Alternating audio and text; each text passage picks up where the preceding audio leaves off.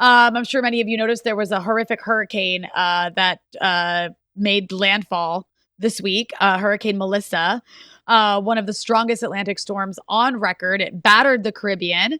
But Cuba reported no deaths despite widespread destruction and chronic shortages caused by the ongoing U.S. blockade that is strangling the country. And this also comes after the UN voted 165-7 to end the 63-year embargo for the 33rd consecutive year, condemning a policy that deprives Cuba of food, medicine, and fuel. So let's go ahead and show a clip of Bruno Rodriguez, the Cuban ambassador to the UN. Or the foreign minister. Bruno's the foreign, clapping back. Foreign minister, sorry. Clapping back at the U.S. UN ambassador, Mike Waltz. It's propping up the Venezuelan regime, and it aids cartels. The facts are that these cartels that it props up are trafficking people, drugs, and weapons, and is aiding and abetting instability in our hemisphere. They undermine democracies in our hemisphere. I'm very sorry to interrupt, but there's a point of order from Cuba. Sure. Madam President, yes? Yes, we have to give the floor to the point of order and the representative of Cuba. El representante permanente de Estados Unidos no solo miente desviándose sustantivamente del tema, sino que se expresa de manera grosera y prepotente contra su presidencia, contra la dignidad de esta Asamblea y de los Estados miembros. Lo hace con una incultura, rudeza y grosería que no se admite en este magno y democrático recinto. Señor Waltz, esta es la Asamblea General de Naciones Unidas, no es un grupo de Signal ni es la Cámara de Representantes. So that was a pretty amazing interaction or back and forth. Joining us from Havana to discuss all of this is Johana Tablada de la Torre, Deputy Director of U.S. Affairs at Cuba's Foreign Ministry. Johana, welcome to the show. Thank you so much for inviting me. It's always a pleasure. Well, it's always a pleasure to have you on. And, despite being hit by one of the strongest hurricanes ever recorded in the Atlantic, your country, Cuba, reported 0 deaths. Can you walk us through how Cuba's disaster preparedness system is able to achieve this? Well, as you know, Cuba has an excellent track record when we talk about risk reduction, disaster management, and preparedness. And in this case, the record can be checked. So it is there to be checked. We work in different stage, and during the entire year with the National Cuban Civil Defense that works permanently on plans of risk reduction with local governments, municipalities, civil society, and all entities and individuals. When a hurricane or other situation like heavy rains, and then that with meteorological information, we could be aware before that it will hit Cuba. Immediately, Cuban authorities call the National Council of Civil Defense, that is also head by the president of Cuba, that from that moment on turned into be the chief of the Cuban National Defense System, that it is civil, but it includes all the resources of the country, all organizations from the civil society, entrepreneurs, and different actors, and of course local government. As it happened right now in this situation, days before Melissa, almost 1 million Cubans were evacuated from houses that were not strong enough to deal with a probable Category 5 hurricane, like it was the case, although after hitting Jamaica, the Hurricane Melissa arrived to Cuba with as a Category 4. So the solidarity between even the neighbors is important, but our preparedness system has a priority. The number one is to save life. And that's why you can check that during so many years, being exactly in the poster child path of hurricanes in the Caribbean, the numbers of people that pass away or that unfortunately die during a disaster is substantially lower in comparison with other countries, including, by the way, United States, that is a rich nation with all the resources. And I think it has to do with those priorities and the way that we organize. And the results right now, as you mentioned, is that so far there are communities that we can reach directly because of flooding, but the information reporting from all municipalities and villages is that there are not human lives lost during this episode. Of course, we also work with the shelters during all year, creating shelters in order for taking people to safe areas when the hurricane comes. We are working with food supplies, diesel and transportation and health facilities that could be a plan B.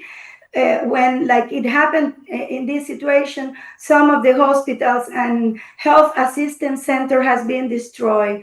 So I think that summarizing, this is the most important thing about how Cuba can mitigate the risk during all year. Is not a one-day plan. Is an entire is a work, a collective work during the entire year. Well, Johana, I think it's incredible to hear, especially given that we're at the 20-year anniversary of Hurricane Katrina in the United States, where over 1,400 people were actually killed in that storm. But even so, I mean, Cuba is able to do this despite being under the boot of U.S. imperialism and the U.S. blockade. And a lot of people have said that, the blockade has really made recovery even more difficult for Cuba. So how would you describe the impact of the 63-year economic siege on the Cuban people in its ability to respond to natural disasters and be able to, as you said, protect its people in these kind of events? What it has characterized the history of Cuba after the triumph of the revolution is that our closest and very rich neighbor has been putting obstacles from day one in order to prevent Cuba to develop at its real capacity.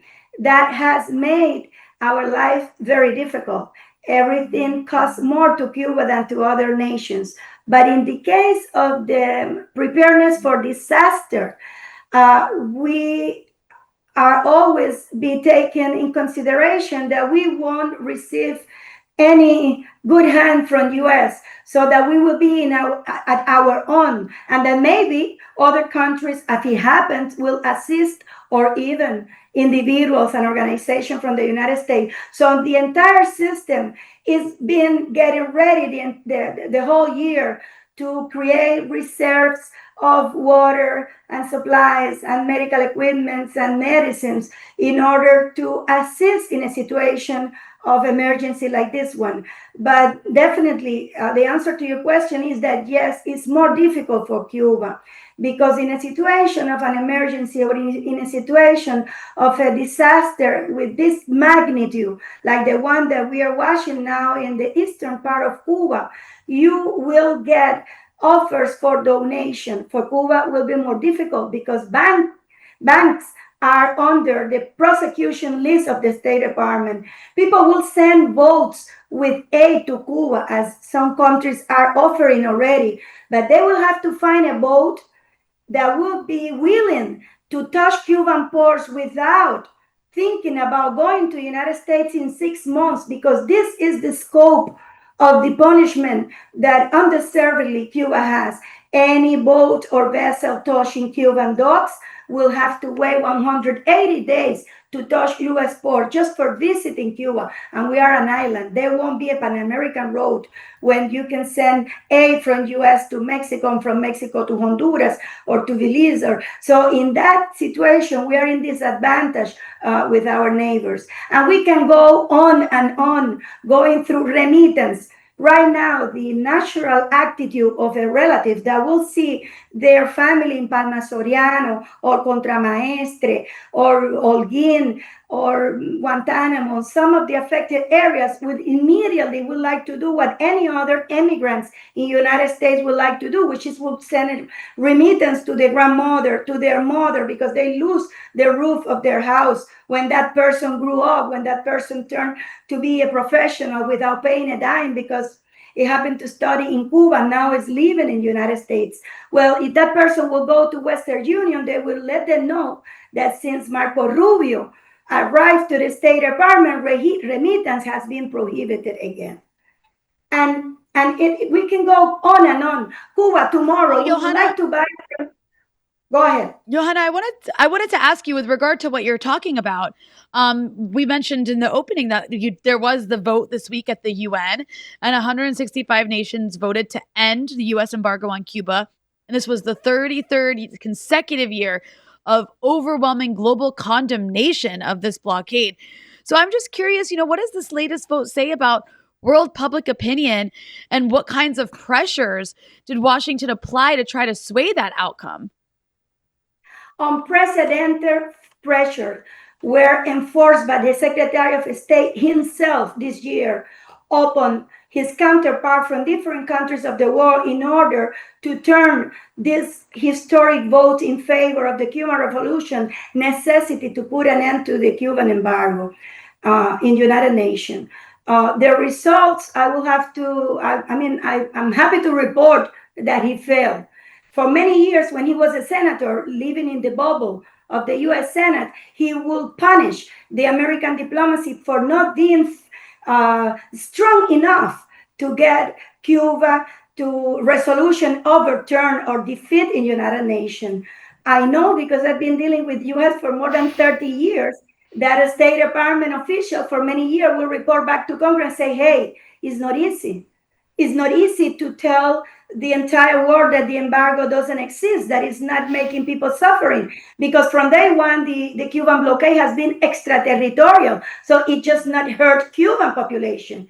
It also prevents other countries to freely travel to Cuba, to freely trade with Cuba, to freely send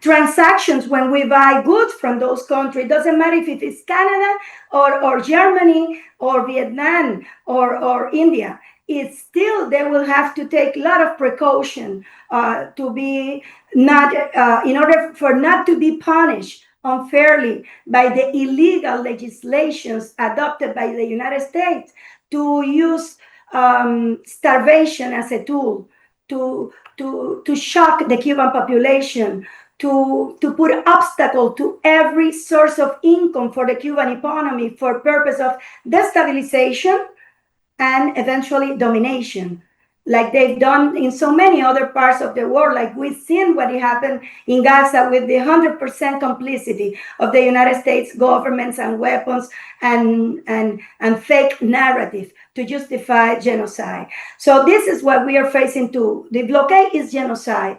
So right now, they threat countries with everything, and they also offer money. Remember now that you have a Secretary of State that is in charge not just of the American diplomacy, but also of the U.S. money for foreign assistance. In our case, this is a nightmare because he will be delivering money for anybody that will be willing to replicate those fake news and demonizations and weaponizing information in a misinformation permanent communicational operation. And he's also in charge of the national security, I call it the national insecurity team of the White House. So he will decide which is the paper that the president will read. Probably you have an accurate report with one agency say, hey, this is hurting the Cuban population. well, this is not, doesn't fit to be used. You know what I mean? So we are very happy, just to wrap it up. Well, it was an overwhelming majority that again stood on the right side of history. And that is true too, that in this occasion, United States had the capacity to convince 7 countries or 5, because Israel has been always defending U.S. policy, but they convinced Johana, five countries to go with U.S. Johana, we could go on and on about this U.S. blockade and little Marco Rubio's many devastating policies he's got in the position of power he's in now, but we'll have to come back to this. I just want to thank you so much for joining us on the Freedom Side Live. Johana Tablada, Deputy Director of U.S. Affairs at Cuba's Foreign Ministry. Thank you so much.